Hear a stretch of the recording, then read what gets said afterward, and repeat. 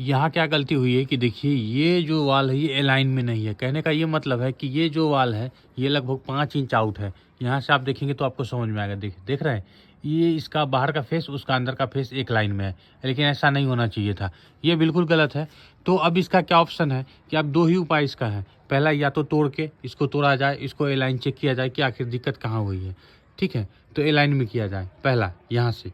और दूसरा ये तरीका है कि जब इस पे ये जो कॉलम कास्ट होने के बाद दोनों ऑफसेट अलग-अलग हो जाता है। माने मतलब कहने का ये है कि एक बेडरूम ये है और दूसरा ये है, तो पता नहीं चलेगा आपको, बीच में ये कॉलम कॉलम का ऑफसेट आ जाएगा। तो आप ऐसे भी इसको छोड़ सकते हैं।